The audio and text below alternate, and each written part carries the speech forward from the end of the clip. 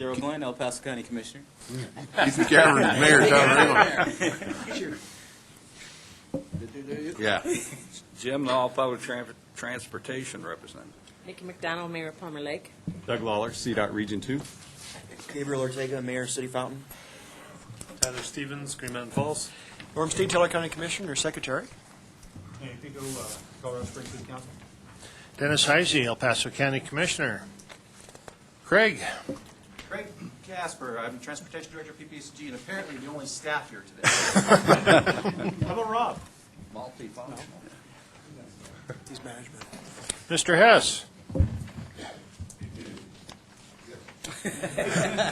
Introductions. We do the audience as well. I'm Henry Guest from Cascade, Colorado, 66740. I'm Bill Danville, chairperson for the Regional Advisory Council. Hi, I'm Sue Neal, House District 20, Division E. Rich Birchfield, Peters Air Force Base. Colonel John Shaw should be here shortly. Kathleen Krager, City of Colorado Springs Traffic Engineer. Tom Castellara, Town Alignment, Chair of the TAC. Victoria Chavez, El Paso County. Wendy Pettit, CDOT Region 2. Lisa Streisfeld, Region 2, Planning Environmental. Bob Baker, CAC. Walter Ernst, transportation professional. Hi, Brad McConnell from the 10th Air Base Wing, Air Force Academy, representing Colonel Stacy Hawkins. Bill Ruddersouse, Vice Commander, 50th Space Wing at Schriever Air Force Base. Good morning, Mark Dettenreiter, Teller County Commissioner. Welcome all. Mark, glad you made it down the hill. Commissioner Dettenreiter is my alternate on the board, so welcome to Mark. Thank you, Commissioner Steen. Clerk and Recorder. Wayne Williams, El Paso County Clerk and Recorder. Thank you. Agenda approval. Any changes to the agenda? None today. Do I have a motion to approve? So moved. Second. All in favor, say aye. Aye. Opposed? Agenda is approved. Public comment. This would be your opportunity. Yes, sir. Please come forward. Been to all these meetings, and I finally get a chance to say something. Oh, you get the chance every meeting. Oh, okay. As I just said, I'm Walter Ernst. It's said that you should always ask for lost my thought. Anyway, ask for forgiveness rather than beg for permission. I got it. Okay. I apologize ahead of time if this is not the appropriate forum, but I am a volunteer with a nonprofit called Freedom Service Dogs. And what we do is we rescue dogs from humane societies and shelters. We train those dogs to be service dogs, and that's everything from wheelchair-bound to PTSD, not seeing eye and not disease sniffers. And then we provide the dogs free to the client. Our primary clients are the wounded warriors, and it takes us 7 to 12 months to train each dog. Costs us $20,000 to $25,000 to train each dog. Like I say, we give the dogs free to the client. And the reason I'm here is we're going to have an event on the 20th of August up here at the new Pinery at the Hill. And we're going to have an author who wrote a book called Until Tuesday. And he is an Iraq vet who was wounded in Iraq and ultimately got a service dog. And he wrote a book about it called Until Tuesday. And he's going to be here. He's going to talk about his book. He's going to have his dog with him, be signing some books. We're going to have some demos with our dogs and some videos. We're going to have cocktails and hors d'oeuvres and a jazz trio. And it's going to be up here at the new Pinery, which is a beautiful facility if you haven't been there. And the cost is $35. And I know I was limited to 3 minutes, right? Oh, I didn't start the clock. Oh, okay. Okay. Some other things about Freedom Service Dogs, if I can. Last year we graduated 31 dog client teams. Our goal this year is 37, and our goal in 3 years is 50. We have anywhere from 35 to 45 dogs in training at any given time. Only 30% make it all the way through the training, so the other dogs are not euthanized. We adopt out. The types of dogs that we try to get are usually retrievers, mixed breed, and usually about a year to a year and a half old. Some of the things that the dogs do, they help people in a wheelchair get up a ramp. They get things out of a refrigerator. They'll open doors. They'll get elevators, that sort of thing. And we have one dog that his partner is a Vietnam vet who now has PTSD and has MS from exposure to Agent Orange. And his dog, in addition to all the other things that he does, he also takes the clothes out of the washing machine, puts them in the dryer, takes them out of the dryer, puts them in a basket, and pulls the basket over to his partner. No thumbs, so he doesn't fold. So that's just some of the things that the dogs do. Wow. I guess that's about it. Are there any questions? Like I say, if this was not the correct forum, I apologize. But I just want to make everybody aware. I do have a handout, if it's okay. Can I? Sure. All right. Thank you. Anyone else in the audience like to? Yes, Sue, please come forward.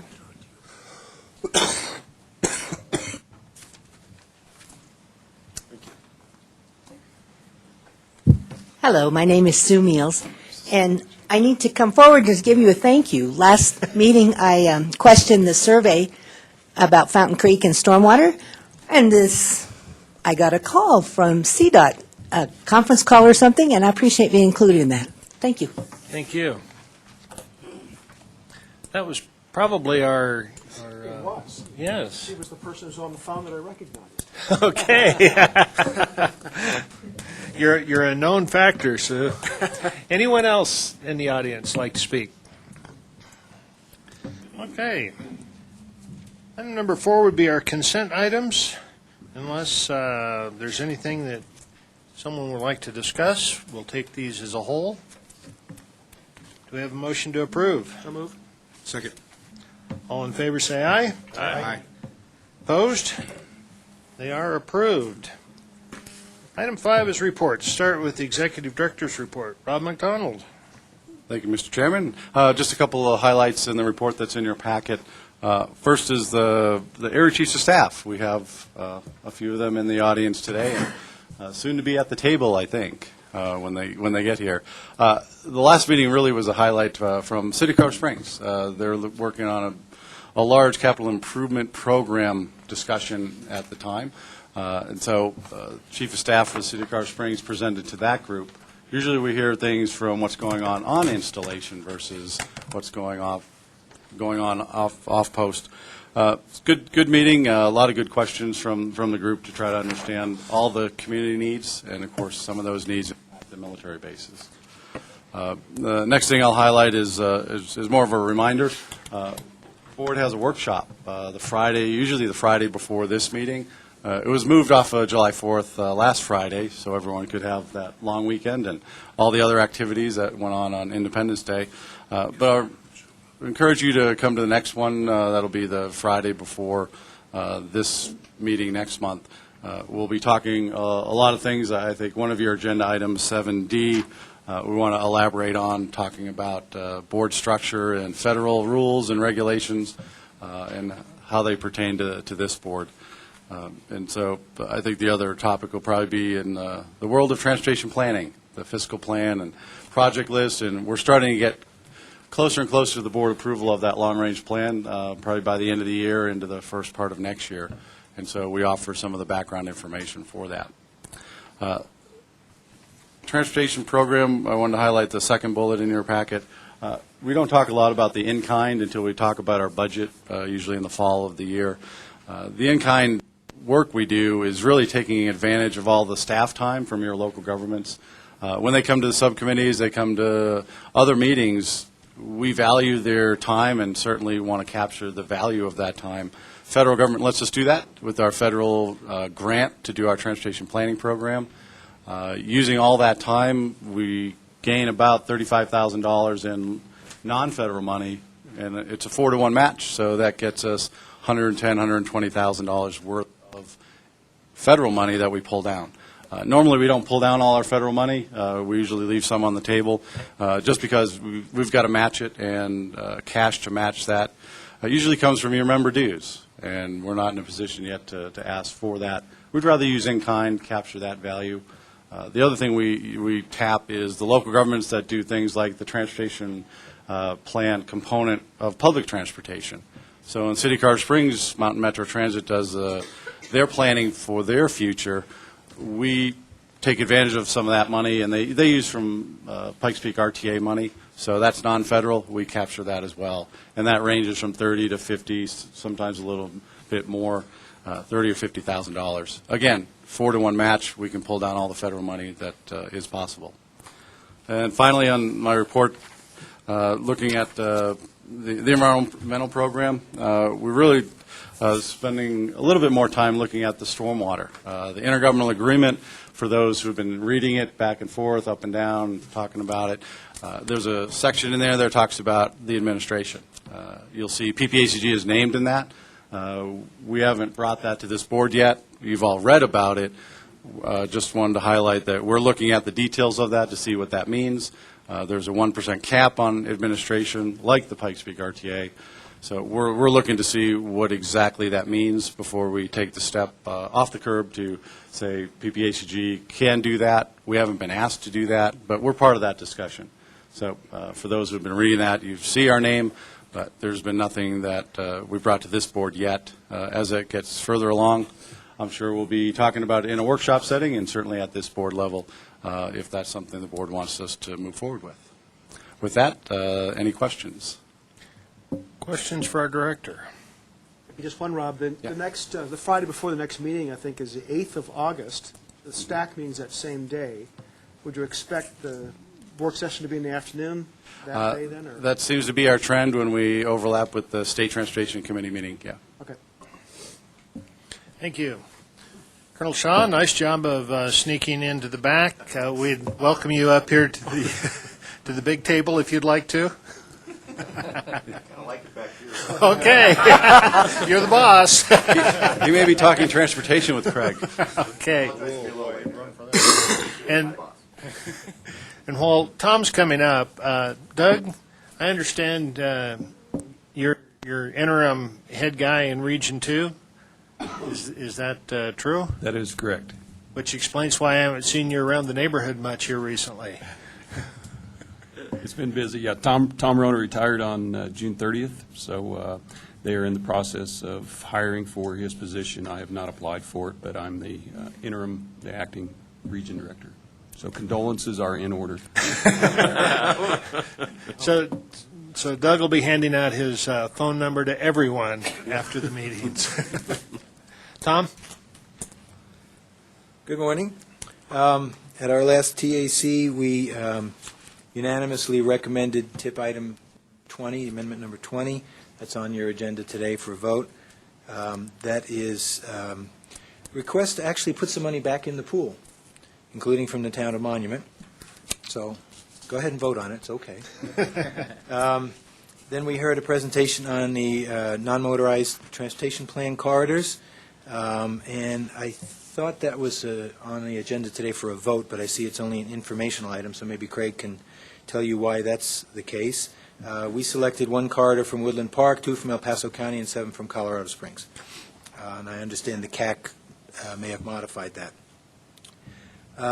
We had an interesting presentation on some new software from HDR, the congestion management process. And we heard from Ken Prather about the MAP 21 proposed rules. That's also on your agenda today as an info item. And our next meeting has been canceled due to lack of interest. We're going to have a workshop, I think, on August 5th, if I'm not mistaken. But the meeting, there's not any action items on the agenda for this month. So next month, I'll come up here and be silent, and I won't tell you anything. Any questions? Okay. Thank you. Bob Baker. Thank you. First of all, my thank you to Jen Nellinger, who is our first vice chairman. She filled in for me while I was following a grandson around Cooperstown, New York at a baseball tournament. So that was kind of a neat experience. We postponed an appointment of a second vice chair until our next meeting in July, giving time for members to express interest in the position, and I'm hoping that does happen. Thank you. Thank you for your approval of appointing Welling Clark to the CAC. He will be a very good addition to our committee. As far as action taken, approval of TIP Amendment number 20, approving the 2 requests for returning funds to the STP Metro Pool and the Transportation Alternatives Pool. That was done on a majority vote. Concerns were voiced about something about the local match funding and delays in bus stop improvements needed in the city. So, but there was, we did approve it. Regional non-motorized transportation corridors were discussed and voted upon in a 7-3-2 vote as depicted in your CAC report that you have in front of you. There was significant discussion concerning the inclusion of Manitou Springs to Woodland Park corridor in the top 10.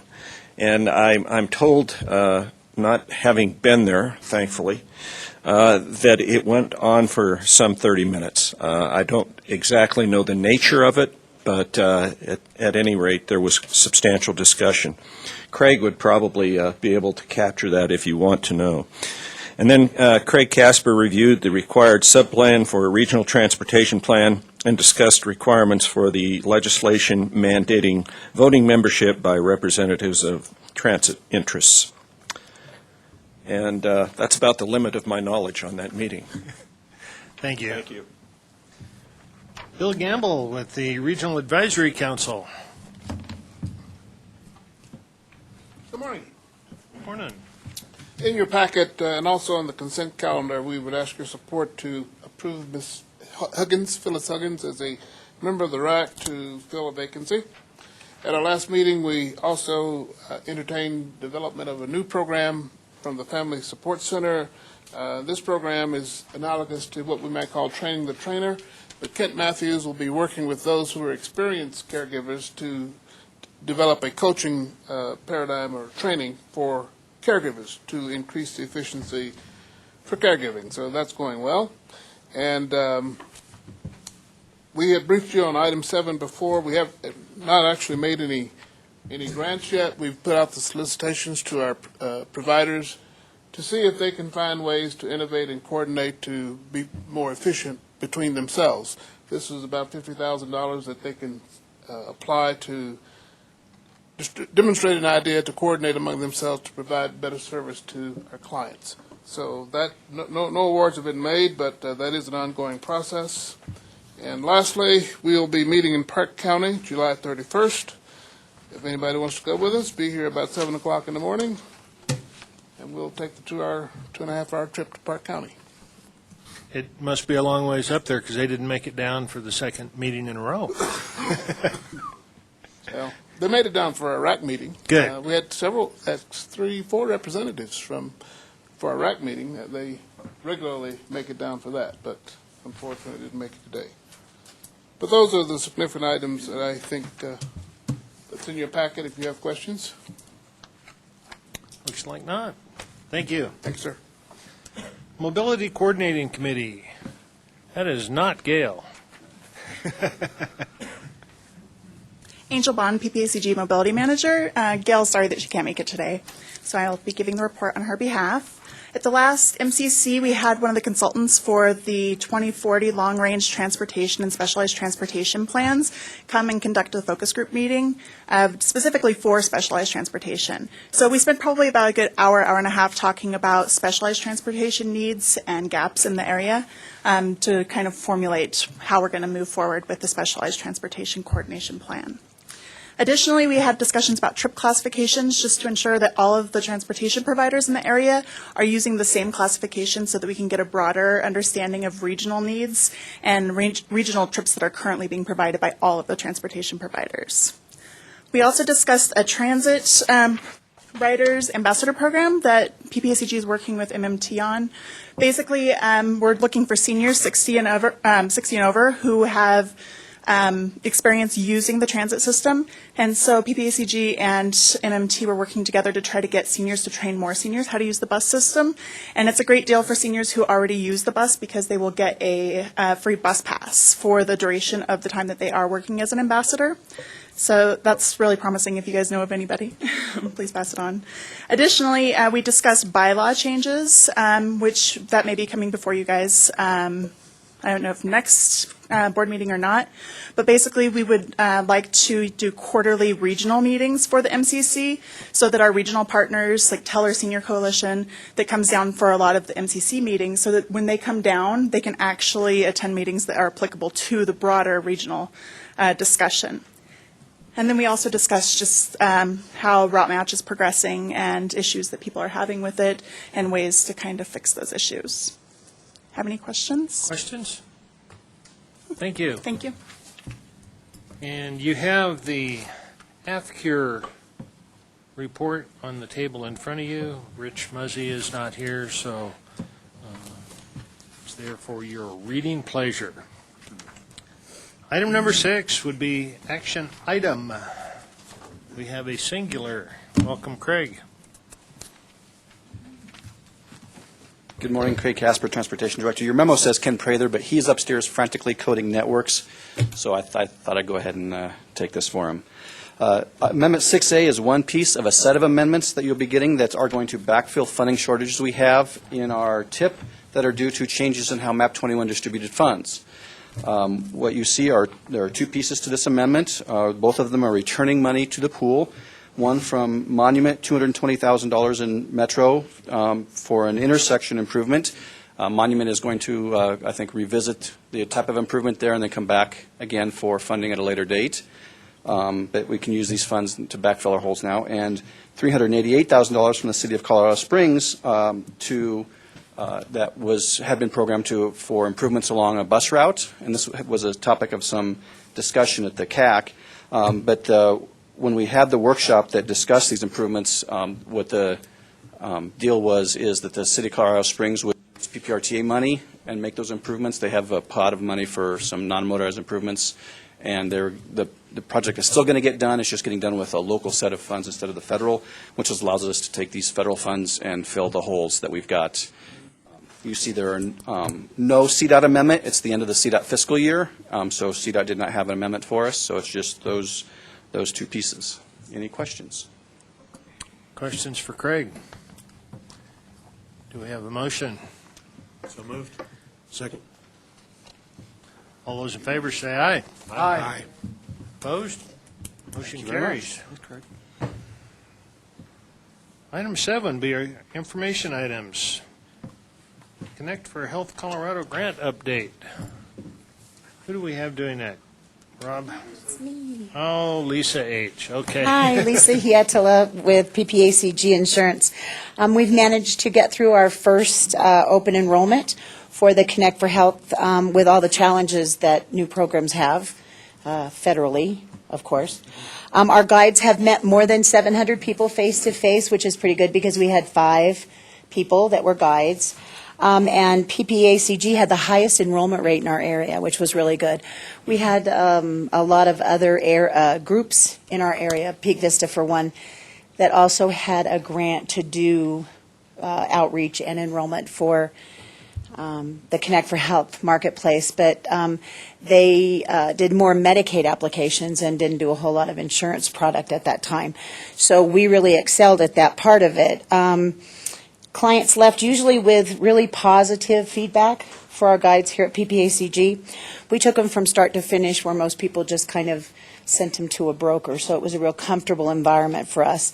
As a reminder, the program is still 100% funded with the $500,000 grant that we received, and we are expecting very shortly to get an extension to go through the next open enrollment, which should even be able to be funded under that initial $500,000.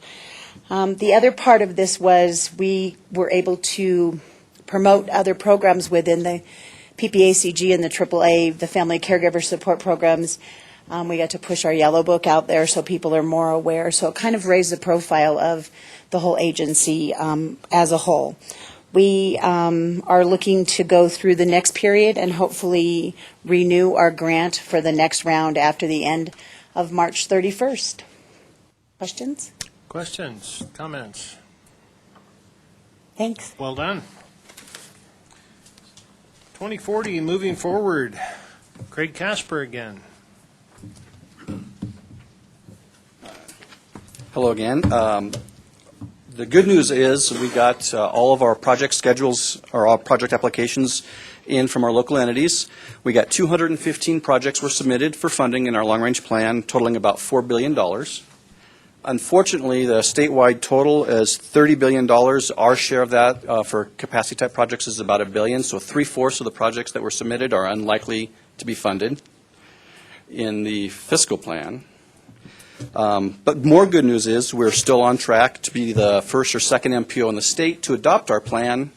Unfortunately, we're going to be a couple months later than we had initially planned. We're looking right now at a January release for public comment and a March adoption. Originally, we're looking at a November release and a January adoption.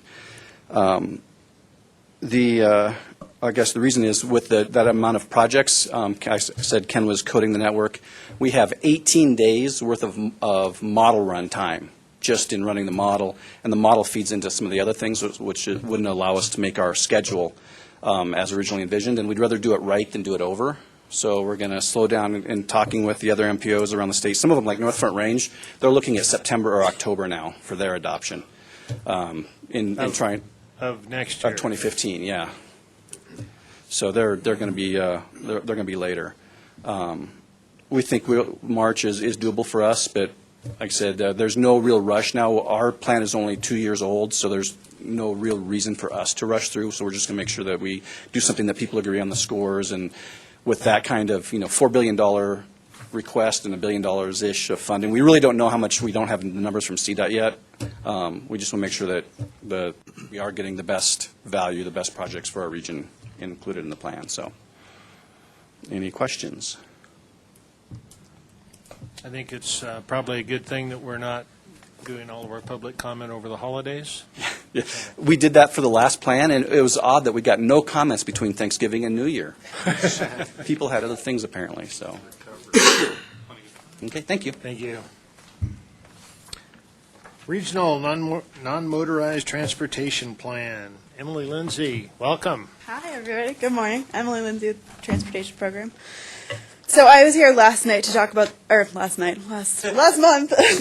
the progress of the non-motorized plan, and it is a partnership between El Paso County, City of Woodland Park, City of Colorado Springs, and PPACG. So I gave a quick overview of our site audit, our existing conditions report, design standard review, wayfinding, and corridor identification, and all of that information you can also find on the PPACG project website for this, which is walkbikeconnect.org. And so, let's see if this is on the computer. So, like I talked about last month, we worked on identifying a bunch of regional non-motorized corridors, and with the goal of establishing continuous and coordinated regional non-motorized transportation networks. So it utilizes both on and off-street networks. And there's a link to this in your packet, and there's also a small map, but it's really hard to see if you're not looking at it in an interactive kind of way, because right now the corridors are really just buffers, and the alignments haven't been discussed. Let's see. So you can see something like this, and in your packet is a long list of these 70-ish regional corridors that you can use to kind of compare. Like you'll see this is corridor 35, and on your list in attachment 1, you can match that to a name, so you can subsequently see all of the rest of the information about these corridors. But so we talked to the TAC and the CAC, as reported in their meeting reports, about these corridors and kind of shortening the list so that we could do specific improvements along 10 corridors, because that's the time and budget that we had originally. And we heard from our stakeholders and from committee members that it would be helpful to talk a little bit more about these corridors and really be careful and make sure we have all the information and input that we need before we move forward. So we're actually going to extend the schedule on the non-motorized plan, like Craig said, they're doing with the overall plan, so we'll be doing that with the non-motorized plan, so that we can increase collaboration and coordination with not only our partner governments, but also with our stakeholders and technical task forces and committees here at PPACG. So we're going to meet with the project management team sometime this week or next week to rehash that whole schedule, and we'll be sure to get that back to you guys once we have that all ironed out. But I'm happy to answer any questions you have about the project going forward, or any questions about how the project has come to this point. Clerk and Recorder Williams. Since you've got a handy dandy graphic, can you highlight the CAC recommendations, TAC recommendations? Let's see. I might be able to do that. I might have just the TAC one right now. So we have the TAC recommendation and the CAC recommendation. I think actually might be in another folder, but basically I can tell you what the difference is. So it's this. Oh, we have two open. Okay, so the TAC recommendation, I know it's a little bit hard to see because it's orange. Theirs was this Route 12, and the CAC recommendation had all of the same except for this, instead of this Route 12, they had this Route 13. This Route 13 right here. So it connects Falcon to the Pikes Peak Greenway, but through a different alignment, or, well, I guess not alignment, but different way. One's a north and one's a south, but all the rest of them were the same. Okay, and as I look at the descriptions in here, some of them have confusing names. Yes. So I'm looking at the CAC recommendation. It says Garden of the Gods Road to North Union Boulevard. So that's this corridor 71. And I can isolate that one, I think. Those two roads don't intersect. Right, so that's the starting and ending point. Let's see if I can just get that one up here. Okay, so you'll see this. Corridor 71. So you'll see that on attachment 1, page 3, Garden of the Gods Road to North Union. Yeah, so it's goes from North 30th all the way out to Union. The naming conventions were done. Burgess to Austin Bluffs. Yeah. Okay. Right, yeah. Okay. So that would cover UCCS area. Yeah, absolutely. And that's why we thought it was really important to get this stuff interactive so you can zoom in and see the actual intersections. It's a little hard to shorten up. But yeah. Does anybody else have any questions? Other questions? Thank you. Appreciate it. Yeah, absolutely. Noticed some of those corridors are fairly long for your typical, was it running errands and getting to and from work? Yeah, so for utility trips. But within each corridor, we anticipate that people take shorter trips about each corridor. So not that they would travel the whole thing, but in traditional non-motorized fashion. Make the point, please, on utility versus recreational use of these routes. Yes, absolutely. So we're really focused on the utility aspect of trips to work, to school, to the grocery store, as opposed to purely recreational trips, which usually start either from home or from a trailhead and circle back. So that's the focus of the transportation-oriented side of non-motorized transportation in the region. Thank you. Yeah. Map 21, proposed rulemaking. Craig Casper. Okay, map 21 expires 83 days, but it runs out of money in 23 days, so we've got that going for us. And the rules you expect to be adopted in how many? Well, two-thirds of the rules are out now. They'll be adopted officially or implemented in a year. Some of them will be a little after that. So within 2 years of expiration of map 21, all the rules will be in effect. All right. Yes. Most of the rules that were just released deal with performance-based planning and measures. PPACG, we've been doing it for about 3 months. After the rules, the way it works is there's going to be a national performance level set, and then the states have to at least obtain that level of performance, but they can be more strict if they want.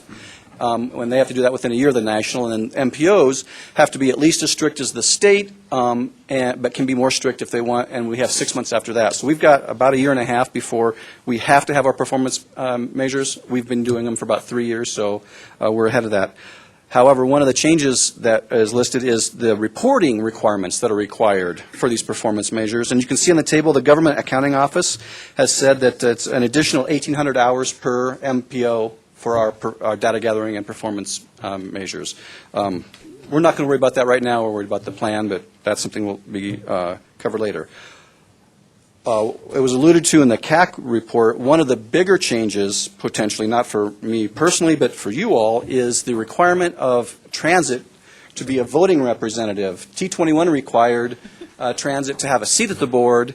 Now, MAP 21 requires that the seat at the board is a voting member, and it lays out some guidelines of what it should be. And there shall be a voting representation, and then it lists some things that should be done, not required, in figuring out who that representative is. It should be from the designated recipient, or it should be from a eligible subrecipient. So it lays out a spectrum of shoulds, but we must have the transit rep be a voting rep on October 1st. So Of this year. Of this year. So our September board meeting, I would expect you all to adopt a voting representative to sit for transit. Workshops in the next, for the August and September meeting, I expect is where we'll cover a lot of those, how you all would like to address that. So it depends on how, like I said, there's a lot of things that should be done, but it's not, I don't know how necessary, it could be. So, and some of the things it lays out in the memo, things that should be done versus shall. So, Councilmember Pico? I have to say, in my still relatively brief time, not a lot of things that I've read in all this context hurt my head, but you do regularly. Sorry. As I was reading through this, I had to read it through it a couple of times before I even begin to comprehend what they're really talking about here. But one of the things that very caught my attention was this transit requirement, and I'm not quite sure what that requires of us. If it's someone in the entity, because I'm told over and over again that the city of Colorado Springs is a single entity. So would one of the already standing representatives be able to represent the transit company? that is an option, but the guidance says it should not be somebody who already sits, but it's should, not shall not. So that is an option. Shoulds and shells is one of those things I'm quite used to looking for in RFP. Yep. I zeroed in on that. So that is an option? That's an option, all right. So I didn't misread that? No. Okay. Yes. Rob? Yeah, and I think it was alluded to, depending on which road we take, could be very smooth, could be very rocky, could involve bylaw changes, could even include a change to the Articles of Association of PPACG. So I invite you to come to the workshops to explore those roads with us, see the smoothest ones and the requirements, the shoulds, the shalls, the hopes and desires of the federal law in regard to this. We think we have a few options, but we're still reading it as the 300 MPOs in the country. We're all reading it to figure out what exactly do you have to do versus what can you do. And with the law expiring and the rules probably expiring right along with it, where's the enforcement? Is there enforcement? So what's the up and downside? So there'll be a discussion, as Craig said, the next couple workshops, probably an information item next month for this board to talk about how we're reading it, but more importantly, how all you are reading it, because you eventually get the decision. Clerk and Recorder Williams. Okay, so there are different things that are useful. Some data gathering is, some is not. So given that these new regs essentially require an additional person, since we presume when you throw in vacation, holidays, sick pay, 1,800 is pretty darn close to a full-time equivalent employee. Is there a benefit to the process for the forced hiring of several hundred people around the country? I think that would be in the eye of the Congress. I'm not asking for that. I'm saying to our area, is there some collection of data that this person's going to be doing or some reporting that is going to help us? I'm not asking you to weigh the benefits. I'm just saying, is there any benefit? Well, starting at this kind of threshold level. Well, one of the things we have to do is we have to say, okay, when we're doing Project A, Cimarron Interchange, we expect it'll improve safety by 30 crashes per year. We have to say, how much of each of our goals that the project will help. So it'll reduce congestion by 3% at peak hour, or 10% at peak hour, 3% over the course of the day, 30 crashes fewer per year, less air quality, whatever it is, before in the tip, and then after it's built, we have to then measure to see if it actually did accomplish those things. So that's what the requirements are, is before expectation and then after construction, what actually happened. So it will definitely, it will provide more information to you in your decision-making about what kinds of projects do work better and don't work better for obtaining our goals. Okay. There's at least some. Some. If we had money to build projects, this would then become a more useful data point. Right. So yeah, with no projects to build, it's... Other questions or comments? Thank you very much. Item number 8, member entity announcements. Rodeo begins this evening. Runs through Saturday. See, Councilmember Pico is in the spirit. Ted Lawler. Mr. Chair, just a couple of quick updates. We haven't, CDOT hasn't given an update lately, but the I-25 north widening that's taking place, we're anticipating having that paving completed by the end of August to the first week in September. The contractor is a little bit behind, but we had some conditions last year that drove that. So that project should be wrapping up in late this fall with the other work, but the roadway should be completed and striped by the end of August. And I understand you had sent a letter June 6th asking about the planning estimates and the numbers. Executive Director Hunt will be sending a letter shortly to you kind of addressing that, and CDOT's working on those planning estimates, anticipating getting draft numbers by the end of this month, and then also coming down from headquarters to talk about the STIP process, that planning process, and those planning numbers to the TAC, the CAC this month, and then the board next month. Very good. Appreciate that. And Rob? Just to tag on, and another reason to come to the workshop whenever we have it in August, because CDOT, we've talked to them, they're going to try to explain the details of the TIP reconciliation, how that works, but separately the financial forecast for this region for the long-range plan. So in a workshop setting, we can ask lots of questions and get down to the first $1 billion. All right. First good. Keith? Dennis, I can't believe you forgot the county fair starts 19th. Does for sure. Saturday, 19th, runs through the next Saturday, 26th, something fun going on every single day. Races and rodeos and all kinds of things. So I've heard people give a better pitch for the fair than that. Oh.